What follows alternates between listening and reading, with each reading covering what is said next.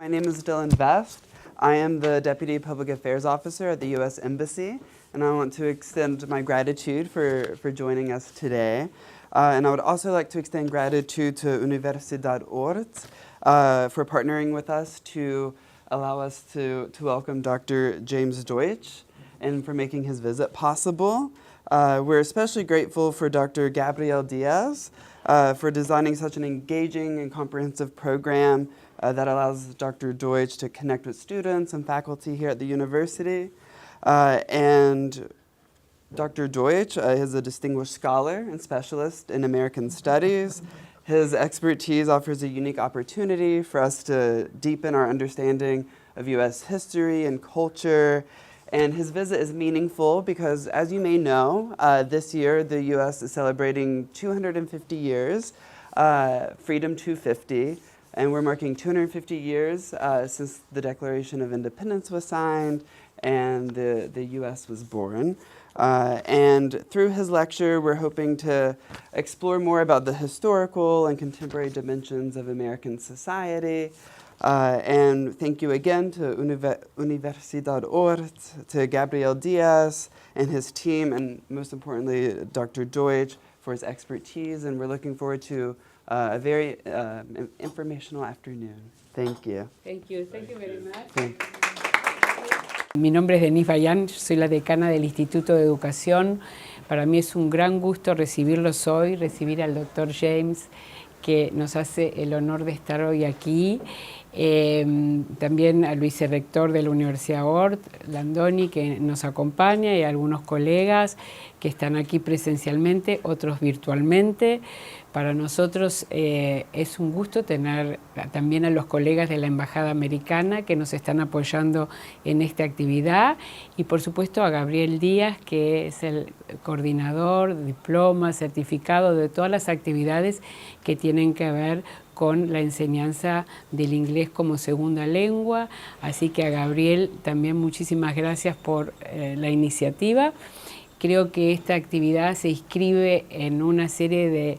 Es la primera, y esperemos que sea el inicio de muchas que estamos organizando con la Embajada Americana y que esperamos poder organizar también con otras instituciones como parte de las actividades de la extensión del Instituto de Educación, y de abrir las puertas del instituto a la comunidad para compartir, intercambiar sobre temas que hoy están en la agenda. Y sin duda la historia de los Estados Unidos y la historia vinculada con la independencia y con los 250 años de la independencia es un tema que hoy está en la agenda internacional, regional, y que ha despertado mucho interés. Así que bueno, les agradezco de nuevo la presencia aquí, la posibilidad, esperemos, de iniciar nuevos diálogos e intercambios. Muchas gracias, James, y los dejo para que Gabriel haga ahora sí la presentación oficial. Gracias. I want to thank the university and Denise in particular for always being open to this kind of exchanges. At the personal level, I also want to thank the team here in Instituto de Educación. We are very few, but very good. And it's lovely to work in such a wonderfully warm team that they never say no. They always say, let me think about it. And that is a good indicator. And at the more personal level, to me, it's an honor to be able to introduce Dr. James Deutsch, or as I would like to call him, my friend Jim, whom I met in 1887. No, 19. 1987. Talking about history. And whose talent, knowledge, and inspiration always kept me in awe. And I always wanted to bring Jim, and I want to thank the embassy for partnering with us and making it possible. Thank you, Marcela. Thank you. Please say everybody in the embassy that we thank you. And we cannot forget Ms. Story, our regional English language officer, who's based in Lima, Peru, who made it possible for this project to happen in incredibly fast times. So without further ado, I leave you with Dr. Deutsch and the truths that we hold to be self-evident. Thank you. Yes, well, thank you for those introductions. And as Gabrielle said, we met in 1987 in Washington, D.C. in a program that was funded by the U.S. Department of State to bring scholars from Latin America and from Africa to Washington for 6 weeks. So again, I'd like to thank the Department of State for making this English language specialist program possible. It's my first time in Uruguay, and I am delighted to be here and to meet with people from the universities, and thank you to Universidad ORT. So as Dylan said, this is the 250th anniversary of the Declaration of Independence. So I wanted to use that occasion to talk about the Declaration, one of my favorite documents. And especially these words, which are in, almost the first paragraph of the Declaration. What you see here is the actual copy that was signed that is in the National Archives, dated July 4th, 1776. But we hold these truths to be self-evident. But I wanted to start, let's see, oh, maybe I have to use this. Yeah, so what happened on the 4th of July, 1776? What actually happened? And I'll say that many people in the United States are not able to answer this question. I mean, we all celebrate the 4th of July, and I do this, one of my jobs, I have two jobs in Washington, D.C. I work for the Smithsonian Institution, our National Museum, but I also teach at George Washington University. And when I'm at the Smithsonian, we do events on the 4th of July, and I will ask people, okay, what actually happened? And I'll give them three choices, and I'll give you the same three choices. All right, choice number one. The Continental Congress meeting in Philadelphia, Pennsylvania, voted to declare independence from Great Britain. Okay, that's option number one. Option number two, the Continental Congress meeting in Philadelphia voted to approve a document explaining why the Congress, had declared independence from Great Britain. Or three, the Continental Congress meeting in Philadelphia signed the Declaration of Independence, starting with John Hancock, whose signature you see right here. All right, so 1, 2, and 3. 1, voted to declare independence. 2, voted to approve the document. 3, signed the document. So how many think number 1, voted to declare independence? I'd just like to see I'm not grading this. All right, no one thinks they voted to declare independence. How about number 2, voted to approve the document? Anyone? Okay. And number 3, voted or signed the document, starting with John Hancock. All right, most of you think, and that's the same response I get in the United States. Okay, this is the correct answer. On the 4th of July, the Continental Congress voted to approve the document that had been drafted by these 5 men, from left to right: John Adams from Massachusetts, Roger Sherman from Connecticut, Robert Livingston from New York, Thomas Jefferson, who set apart from the others because he was the primary author, and Benjamin Franklin from Pennsylvania. That's what happened on the 4th of July. The Congress voted to approve the document to explain why it had declared independence. Because, and this is a painting by John Trumbull, which is in the US Capitol, painted, I believe, in 1818, so many years after the fact. But it shows, again, those 5 men presenting the document to the Continental Congress for approval.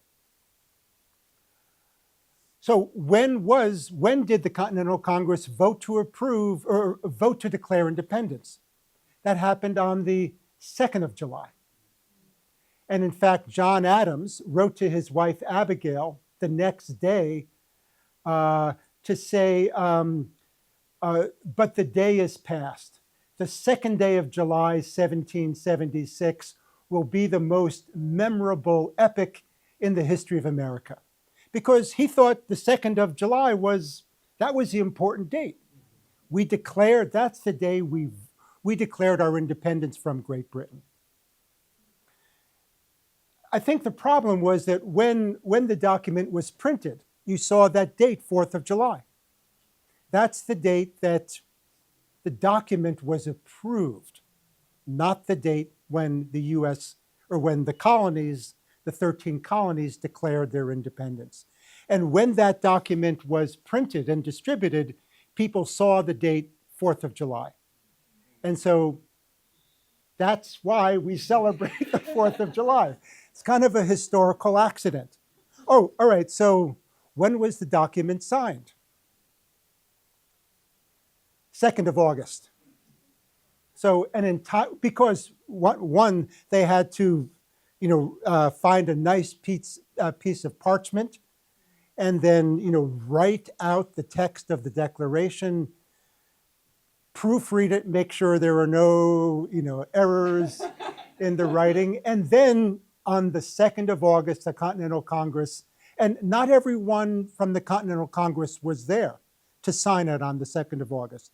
But that is the day John Hancock, who was the president of the Continental Congress, wrote in those large letters, and he is supposed to have said something like, I'm writing it so large that King George of England will be able to read it without his spectacles. And that's why his signature is the largest of the bunch. The others are arranged by the states, that they're in groups of states. So all right, so this is Charles Carroll of Carrollton. He's from the state of Maryland. This group, George Wythe, Thomas Jefferson, the state of Virginia. But they're in groups of, up here is Massachusetts. You can see John Adams there. But and here's New York. So they signed it by states because remember, these were the United States. As it said in that opening picture I showed you. Yeah. So in Congress, July 4th is the date they approved the declaration, the document. But it says, the unanimous declaration of the 13 united, that's in lowercase. The word united is, united is an adjective. At least it was at this time. The important part is we are the states of America. And this, this idea of the states of America is, I think, such an important concept to understand the United States. Now, we always say the United States, but at the time, United wasn't important. 13 wasn't important. What was important was the states. And this is why there are so many peculiarities in the United States of why the states have so much power. Education, as you may know, you're educators, many of you. Education is handled by the individual states. There is a U.S. Department of Education, but it doesn't have much power, and it's increasingly having less power. The states run the education, or our elections. People often ask, why do you have this crazy system with the electoral college? Why don't you just have, count the number of votes and that'll declare the president? But instead, we give power to the states. Every state has at least 3 electors. And you can't win the presidency unless you have a majority of all the electors from all the states. If it were just decided by by numbers, sheer numbers, then nobody would campaign in a state like West Virginia, because West Virginia doesn't have that many, Yeah, Dylan is from West Virginia. Nobody would campaign in West Virginia because there aren't that many votes. You would just campaign in California, New York, Texas, Florida, and try to get the most votes there. But this is why, because we are the United States, the capital S states of America. And it all comes from the 4th of July, 1776. So I want to spend most of our time looking at this document and what it actually says. And I'll say that many people in the United States have not really closely read the Declaration. But I'd like to take a close look, especially as we near, the 4th of July is coming up very soon, right? So let's look at this document that was approved on the 4th of July. And by background, I'm going to be talking about the Enlightenment, that philosophy that was really the predominant philosophy when the Declaration was approved in 1776. But before the Enlightenment, the U.S. often looks at the landing of the Pilgrims in Plymouth Rock, 1620, as an important inaugural event. The Pilgrims were followed by the Puritans, who came 10 years later in Massachusetts Bay. And Plymouth Rock and Massachusetts Bay are very close. I think I have a map here. Yeah. So so the city of Boston is right here.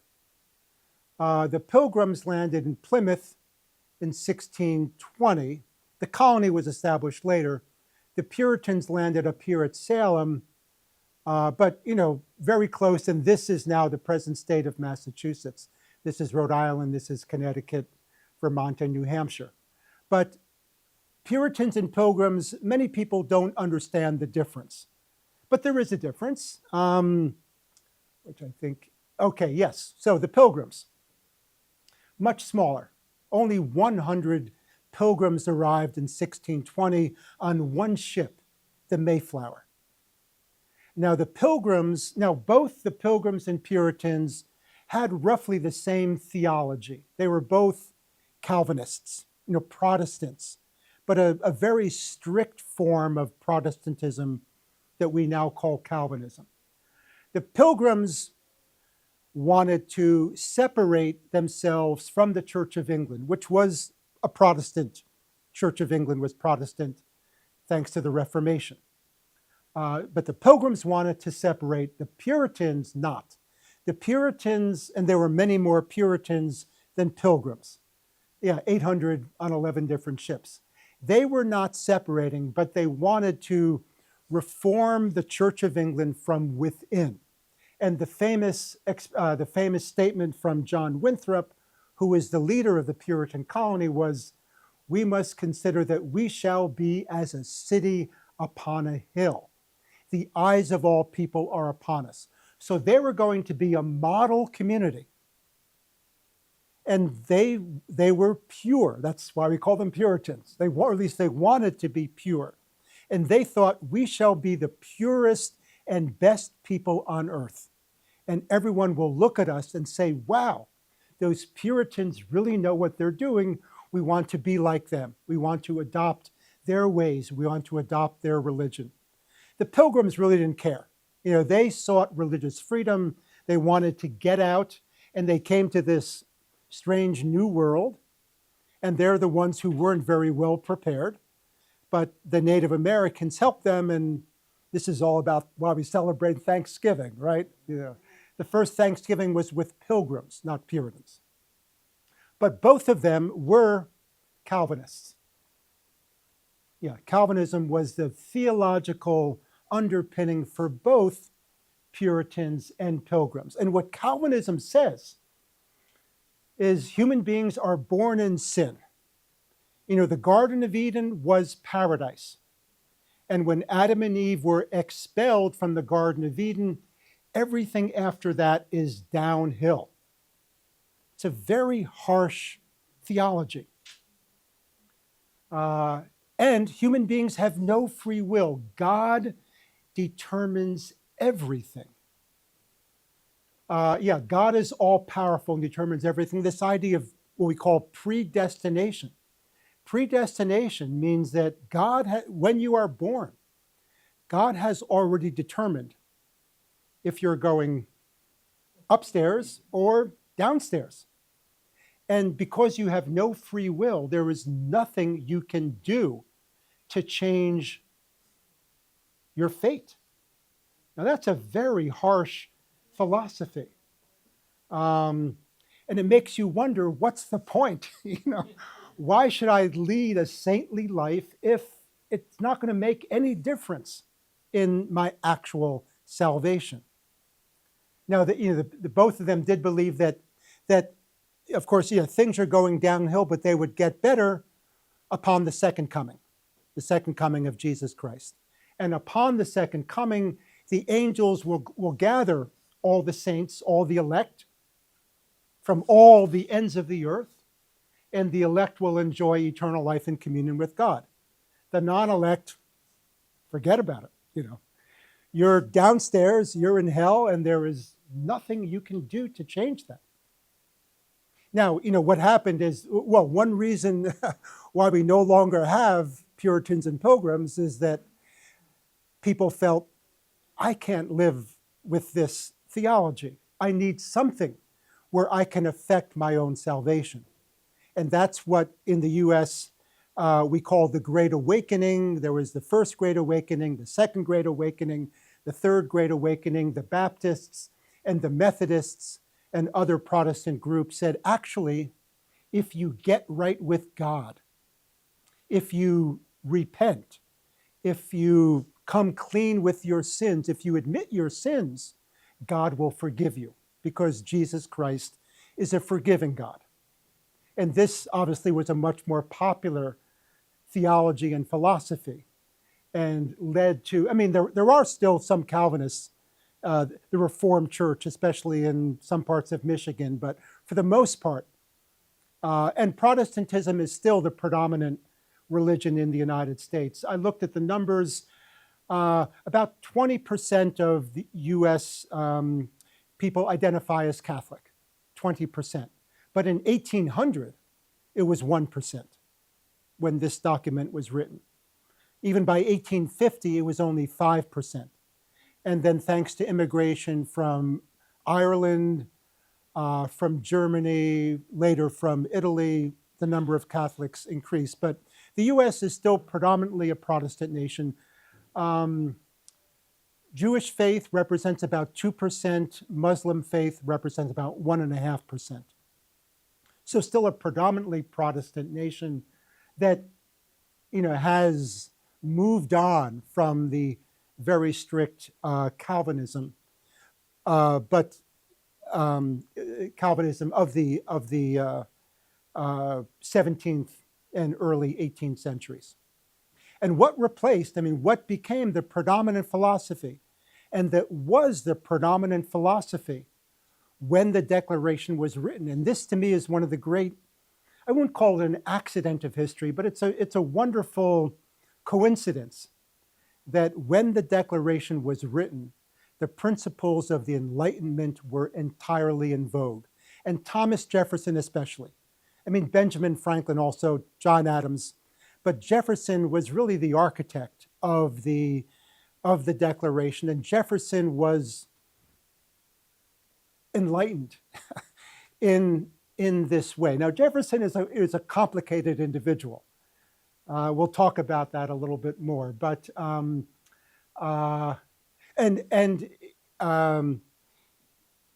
he kind of wrestled with the ideas of religion. Some of you may know that he created his own Bible. He literally, we talk about cut and paste on computers. Jefferson, I've read 8 different Bibles, and he cut out the parts he liked, and he pasted them in a book that is Jefferson's Bible. So when I say cut out the parts he liked, he was interested in the moral teachings of what the Bible has to say. And there are many moral teachings in the Bible. Okay, those he cut and pasted. What he left on the floor were all the kind of what we might call the supernatural events. the virgin birth. Didn't make it into Jefferson's Bible.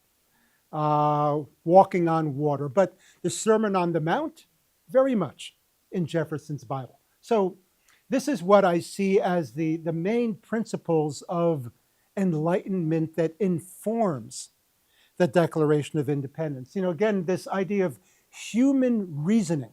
Again, not God. God does not determine. Rather, it's the human mind, the human intellect that creates everything we know. And this coincides with, you know, people like Isaac Newton. That's what Isaac Newton's scientific discoveries are telling us. The human mind can understand the mysteries of the universe.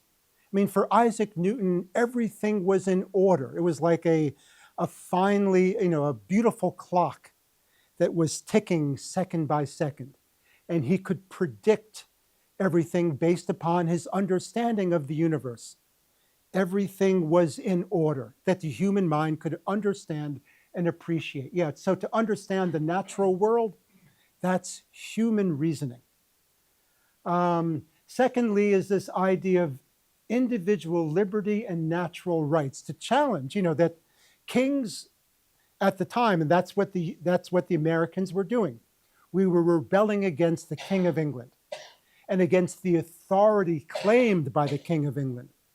Our idea, the idea of the United States, thanks to the Enlightenment philosophy, was no thank you.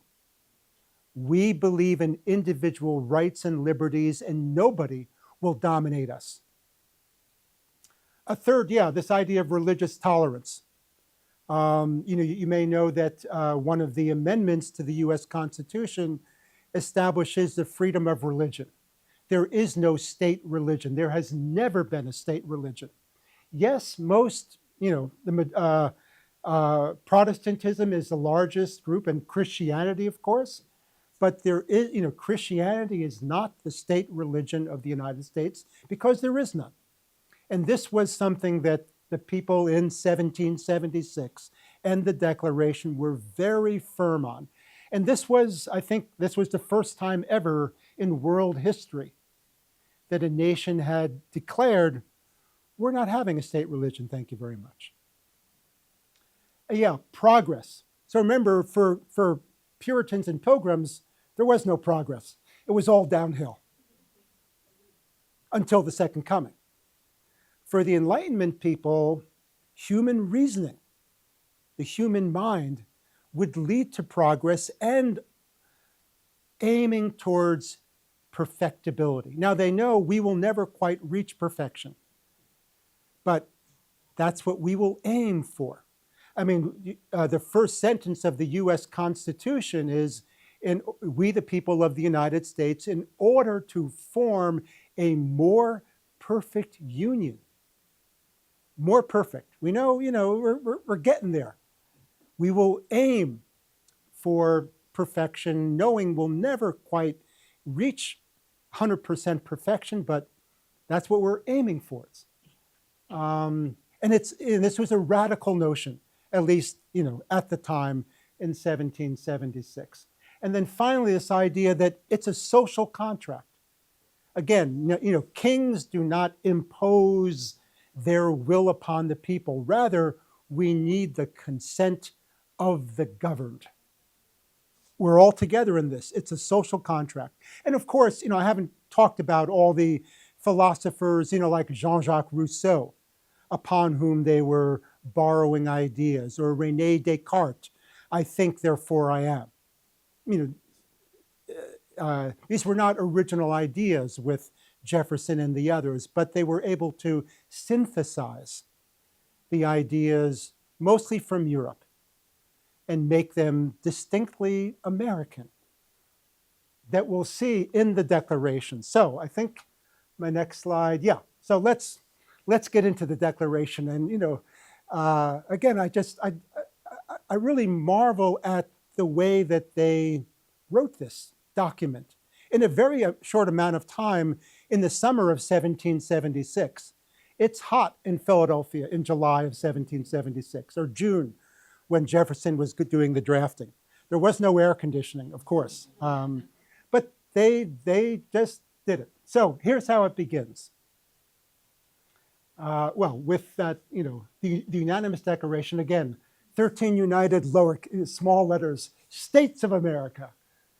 Yeah, when in the course of, and this is one sentence, when in the course of human events, again, human events, it becomes necessary for one people to dissolve the political bands which have connected them with another, and to assume among the powers of the earth the separate and equal station to which the laws of nature and of nature's God, that is Jefferson. I mean, nature's God.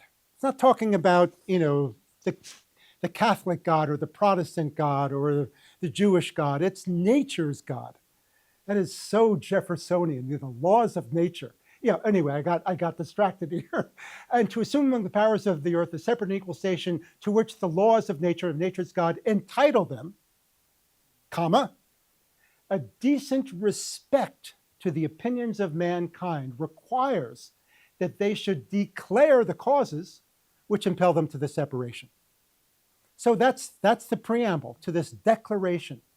We're going to explain to you why we have dissolved the bonds, why it became necessary to dissolve the bonds which have connected, in other words, dissolve the bonds that have connected the people in North America with the people back in the United Kingdom. Yeah. A decent respect to the opinions of mankind. This is a beautiful phrase. We respect you. And so we are going to explain to you why we have done 2 days earlier, on July 2nd. And then this next sentence, this is the second sentence. Again, it's just an amazing sentence. We hold these truths to be self-evident. Now, self-evident, that's strictly enlightenment, right? If it's self-evident, we don't need any kind of interpretation from anybody else. It is self-evident that, one, all men are created equal, and men at the time was synonymous with human beings. It didn't mean just those of the male gender. That all men are created equal, that they are endowed by their creator, we're not going to use the word God here, creator, with certain unalienable rights. Now, unalienable is not a common word, and it's the same root as alien. It comes from the Latin alienius, which means coming from, I should probably check my spelling there. Yeah, let me see if I can write that. So you, alienius.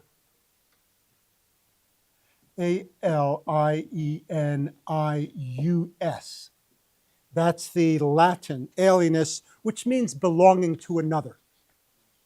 So when we call someone an alien, whether they're from space, outer space, or from another country, they belong to another country, is what that means, or belong to another place.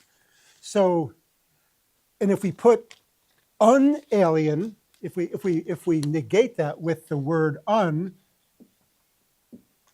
as we have an unalienable, it means not coming from another place, belonging to us that cannot be transferred. So that's why we call it the unalienable rights. Again, it's not a common word, but they wanted a word that would describe what these rights are, these unalienable rights, and that among these are life, liberty, and pursuit of happiness. In John Locke's original, it was life, liberty, and property. Well, Jefferson said, no, that's not an unalienable right, but pursuit of happiness is. And that's become such an important phrase in American culture ever since. The right to, we have a right to pursue happiness. We may not always find it, but again, we are aiming towards that perfection or perfectibility. The pursuit, pursuing. We're pursuing happiness. We not always get it. All right. That to secure these rights, governments are instituted among men, deriving their just powers, again, from the consent of the governed. That's this whole Enlightenment idea. We need the consent of the governed. We're not, governments are instituted. Governments are created among men. It's not, the governments are not royal. They're not descended from anything other than the consent of those who are to be governed. And whenever any form of government becomes destructive of these ends, it is the right of the people to alter or to abolish it, which is exactly what we are doing here in the Declaration. We are abolishing our ties to Great Britain. Institute new government, laying its foundation on such principles. Okay, yeah.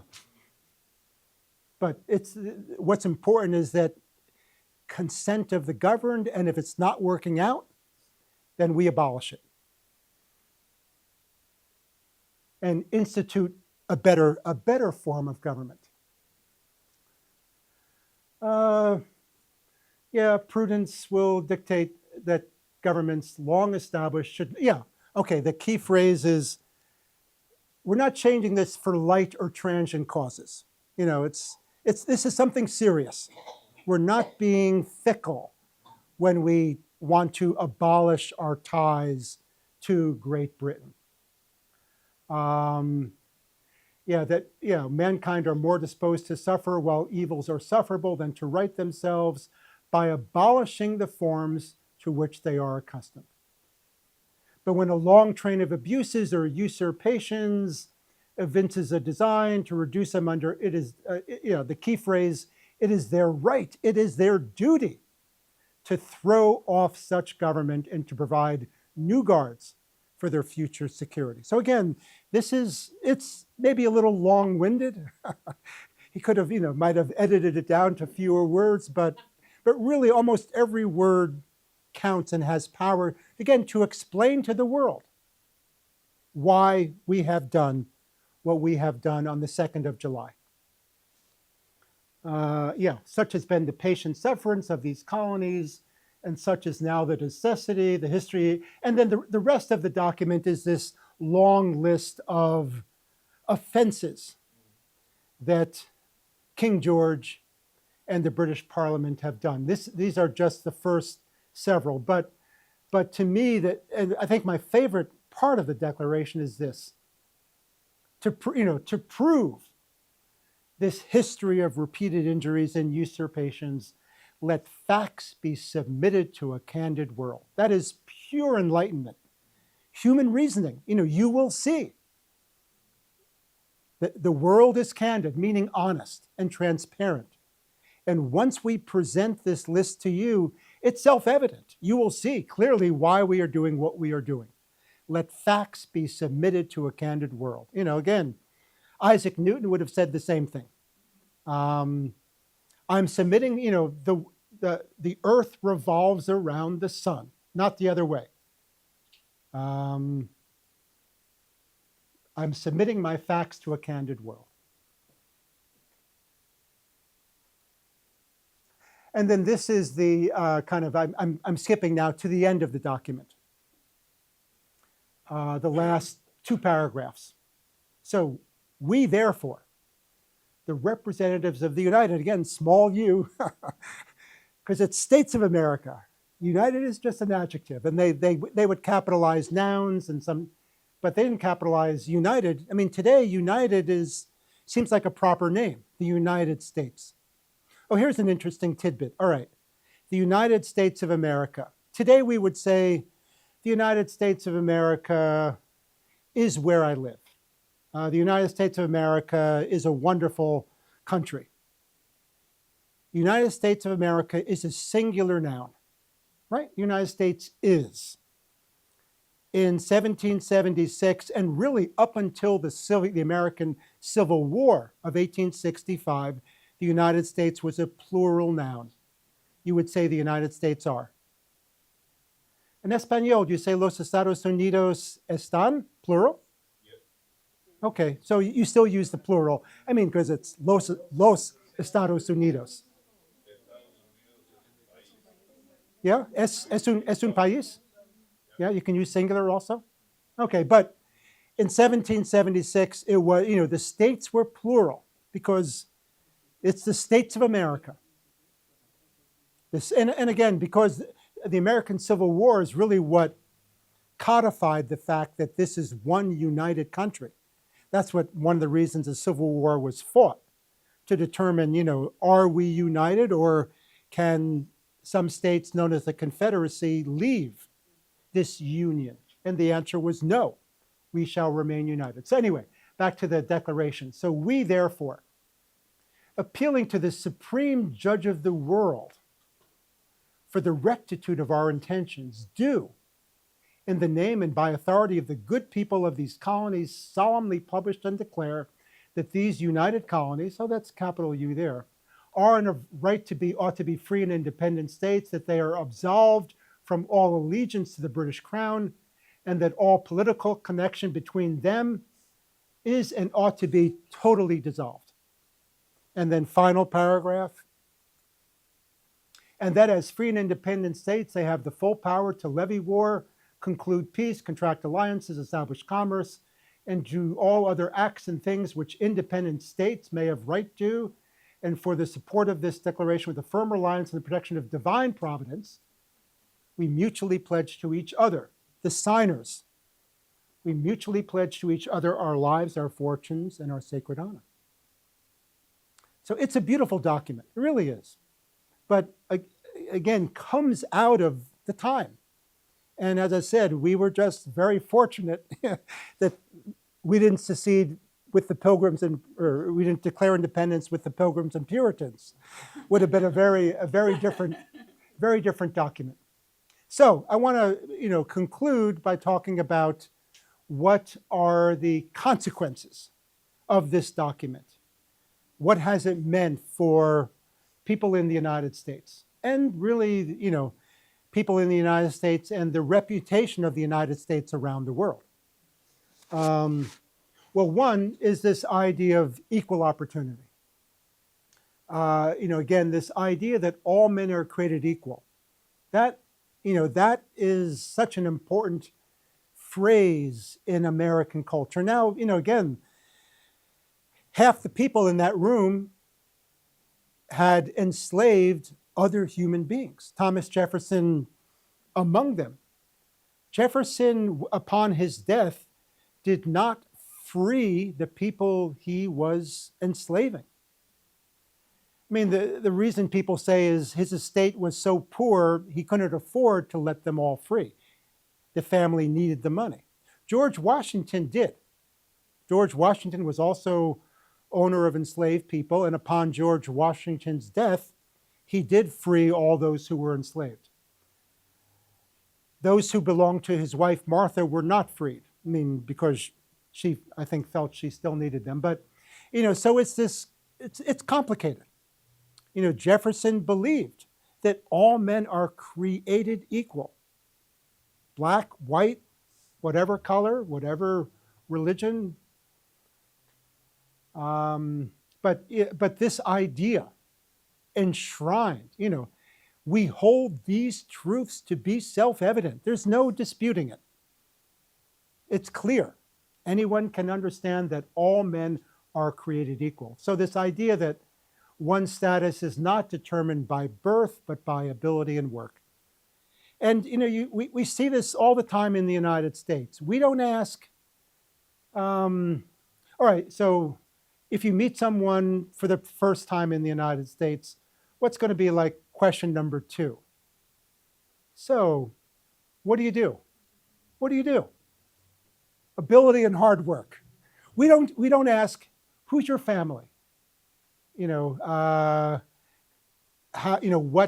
status does your family have? We don't ask that question.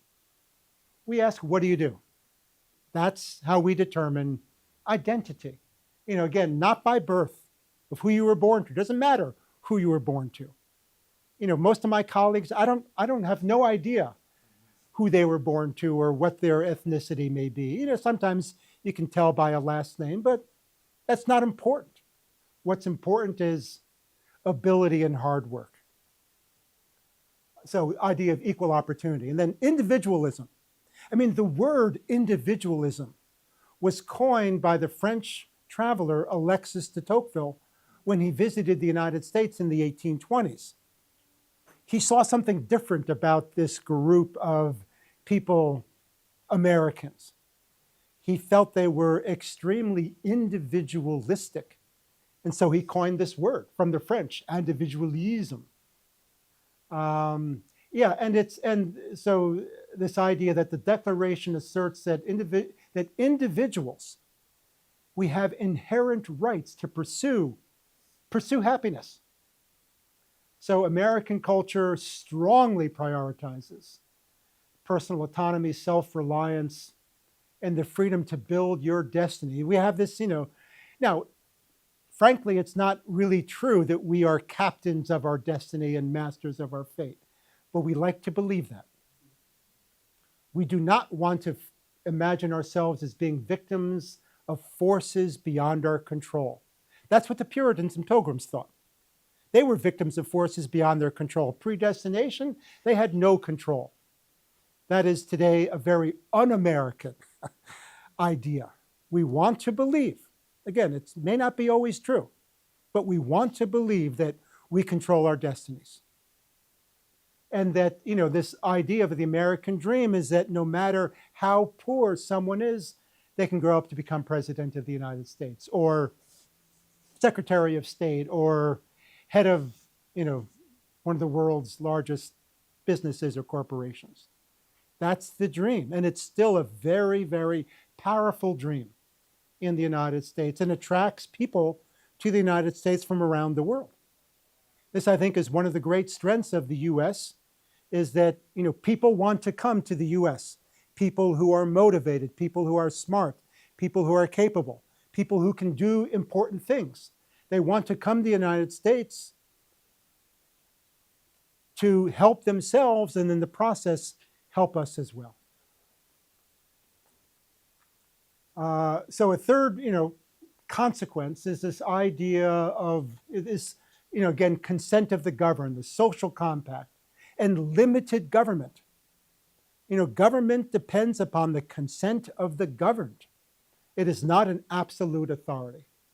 So again, this idea that the state exists to serve the people, not the other way around. I mean, in medieval times, it was the complete opposite, right? Everybody served the king, serfs in that way. And then, I think the one very important consequence of the Declaration is this idea as a catalyst for civil rights. That even though, all men are created equal, but not all human beings were equal in the United States in 1776. But I think it does establish this, this idea. We hold these truths to be self-evident, that all men are created equal. So it has, and this is just a short list, but Abraham Lincoln, Elizabeth Cady Stanton, Martin Luther King Jr. all used the promises of the Declaration to fight for the abolition of slavery, women's suffrage, the women's right to vote, and the modern civil rights movement. And then again, this idea of giving, reason giving. So the Declaration, as I said, required institutions to provide these, you have to explain, explain why you are taking any action. And again, if the action doesn't fit the needs of the people, we have the right to abolish it. Very clearly stated. And again, as I said earlier, the first sentence of the Constitution, we the people of the United States, in order to form a more perfect union, establish justice, ensure domestic tranquility, provide for the common sense, etc., do ordain and establish this Constitution for the United, it's capitalized in the Constitution, United States of America. Yeah, the Constitution came, 11 years later after the Declaration, 1787. There was we had for a brief period of time what's known as the Articles of Confederation. Not a very strong document, the Constitution, which is still the Constitution. There have been 20-some amendments, but the Constitution remains the same Constitution. So that concludes, and this is, since I teach at George Washington University, this is a famous painting by the painting's by Grant Wood, 1939. It's called Parson Weems's Fable. This is Parson Weems, who's pulling back the curtain on George Washington and the cherry tree. It's a famous fable in American culture where George Washington is supposed to, with his hatchet, and the way Weems has drawn him, it looks like an adult George Washington, but he is supposed to have cut out a cherry tree, and when confronted by his father, refused to tell a lie and admitted, yes, father, I am the one who chopped down the cherry tree. So that concludes my more formal presentation, but I hope there may be some comments and questions to discuss more about the Declaration of Independence. But thank you.